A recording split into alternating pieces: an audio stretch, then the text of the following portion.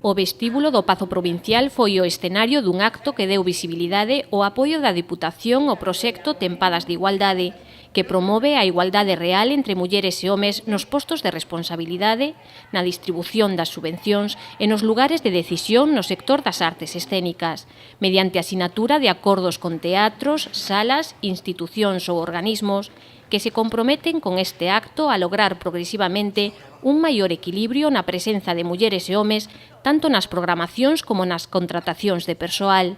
O acto comezou cunha performance executada por actrices da Asociación Clásicas e Modernas, promotora do proxecto, e coa intervención de Mariana Carballal como representante do colectivo. O que facemos é interpelar as institucións, teatros, organismos, concellos, programadoras de cultura, para que nos reciban, explicarlles o proxecto e facelos partícipes desta ferramenta para que poidan nun período de 3 anos pois acadar esta igualdade, sobre todo nas programacións do teatro.